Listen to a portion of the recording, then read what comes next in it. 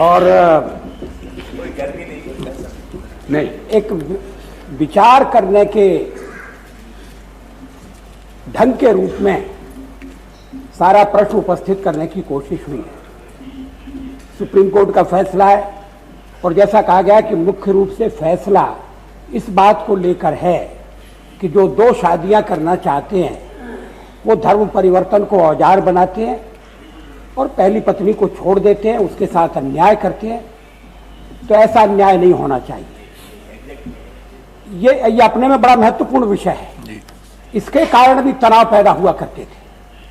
मुझे दिल्ली का एक मामला मालूम है। विश्वविद्यालय में एक प्रोफेसर थे, उन्होंने अपनी पत्नी को छोड़ दिया और छोड़ने के लिए उन्हें कोई कानूनी आड़ लेने की जरूरत थी और उन्होंने इस्लाम स्वीकार कर लिया और शादी कर ली।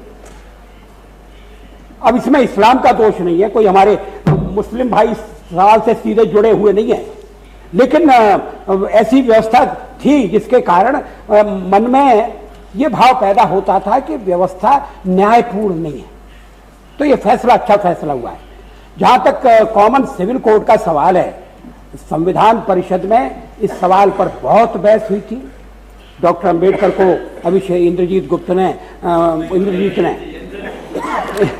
उन्होंने उद्धृत किया और हमारे यहाँ भी ये मामला बहुत वर्षों से उठाया जा रहा है। श्री मणिशंकर अय्यर ने ठीक कहा कि एक स्पेशल मैरिज लॉ बना हुआ है और जो चाहे उसके अंतर्गत शादी कर सकता है।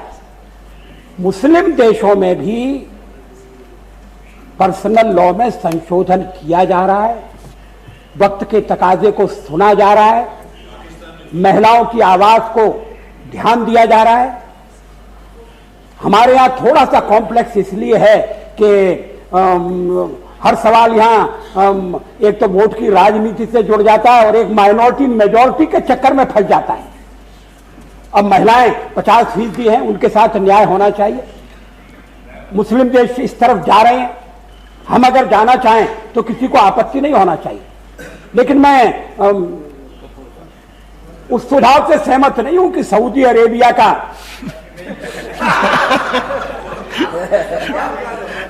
नहीं, बात है आप हाथ के बात नहीं देखना, आप देखना चाहते हैं। हम कह रहे थे आप ही वाली बात कि हिंदू और मुसलमान वाजपेयी जी, इसलिए कि चूंकि आपके तरफ से ये निकला है, मैं इसको बुरा नहीं मानता हूं। मैं तो आपसे ज्यादा पसंद करता हूं, लेकिन कंपटीशन क्यों नहीं होता है? आप देखते हैं कि अगर आप जाइए सऊदी अरेबिया में, किसी लड़की को ऐसे कर दीजिए, आपको गर्दन दाब देगा सब उसी जगह और ले जाकर के स्टोनिंग करेगा अगर रेप सेप में पकड़े गए। आप लाइए ना, हम लोग तो चाहते हैं कि इस किस्म का सवाल आए। कभी अब जाने दीजिए, मैं चीफ मिनिस्टर था तो एक हिंदू डॉक्टर थे और बदकिस्मती से ये रिकॉर्ड में उन्होंने क्या किया कि वो अपने हिंदू वाइफ को छोड़ना चाहते थे और दूसरे उसकी बहन से शादी करना चाहते थे। तो उन्होंने क्या किया, फुलवारी शरीफ गए, उन्होंने नाम रख दिया अब्दुल गफूर और उस बहन से शादी कर लिया। हाँ, तो एक ये चीज है, इस चीज को हमको रोकना चाहिए। हम तो चाहते, आप बोलिएगा तो लोग समझेंगे बीजेपी के हैं और हम बोलेंगे तो हमको नहीं कोई समझेगा, इसलिए हम आपसे भी कड़ा बीजेपी के हैं। हम हैं, आपको हमसे डर लगता है, हमको आपसे डर नहीं लगता है। आपको हमसे डर लगता है कि लोग कहेंगे वाजपेयी जी बीजेपी के हैं इसलिए ऐसा कर। हम इस मामले में आपसे 100 टाइम्स आगे बढ़ना चाहते हैं।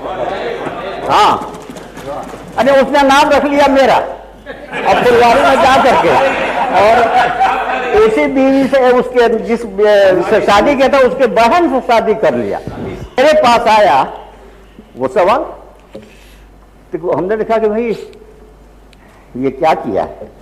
तो वो शादी नहीं कर सकता था, समझे कि नहीं? ठीक है, हमने उस रोज अपने जिंदगी में जानबूझ करके नहीं, लेकिन कर लिया कि शादी कर लिया है, हमने उसको कर दिया कि अब जाने दीजिए मुसलमान हो गया, शादी कर लिया। लेकिन मेरी तबीयत नहीं मानती थी कि हम उसको हिंदू कैसे कन्वर्ट करके उसको सजा दें। वो तो बच गया, आप ही बताइए। नहीं, कोई ये मामूली फेर नहीं है। हम खुद परेशान थे कि ये उस औरत के साथ जाती हुए। और शाबानों का जिक्र किया, कंट्री में बड़ा ये हो गया। शाबानों की उम्र शायद 60-70 साल की थी, 4-5 उसके लड़के थे। समझे नहीं? वो बुढ़ा वकील जो है उसको डाइवोर्स कर दिया। इससे कंट्री में कोई वावेला नहीं मचा। लड़का तो उसका लड़का ही है, लेकिन हम समझते हैं कि ये उसकी बड़ी ज्यादती थी कि 60 साल तक एक साथ रहे और बुढ़ापे में उनको शौक हुआ। ये सब चीज गलत है। मैं तो भाई इसे 10 कदम आगे बढ़ना चाहता हूँ। अध्यक्ष महोदय, मैं क्या कह रहा था, मैं तो बिल्कुल भूल गया। हाँ, या 2 शादी का क्या सवाल है, एक भी शादी नहीं हुई है। अध्यक्ष महोदय, मुझे एक बात करिए, मिस्टर चार्ल्स यहाँ पर नहीं है। मिस्टर चार्ल्स ने आर्टिकल 370 का उल्लेख किया था। मैं उन्हें बताना चाहूंगा, वो संविधान परिषद की कार्रवाई पढ़ें। Article 370 was introduced as a temporary article, temporary. अब उसे परमानेंट बनाने की कोशिश हो रही है, इसलिए हमारा विरोध हो रहा है। और दोनों में मगर कोई साम्य नहीं है। और मैं समझता हूं कि यूनिफॉर्म सिविल कोड के मामले पर चर्चा होना चाहिए। सुप्रीम कोर्ट ने भी सरकार से रिक्वेस्ट की है, डायरेक्टिव नहीं दिया है। और जैसा लोढ़ा जी ने बताया, हम लोगों ने जजमेंट देखा हुआ है। और सुप्रीम कोर्ट को उस रिक्वेस्ट के अनुसार एक सीमा के भीतर अपनी राय, अपना दृष्टिकोण सरकार के सामने रखना है। वो सबकी सलाह से दृष्टिकोण बनाने की तैयारी करें और फिर वो जो कुछ सुप्रीम कोर्ट में कहेंगे उस पर देश चर्चा करेगा, सुप्रीम कोर्ट भी चर्चा करेगा।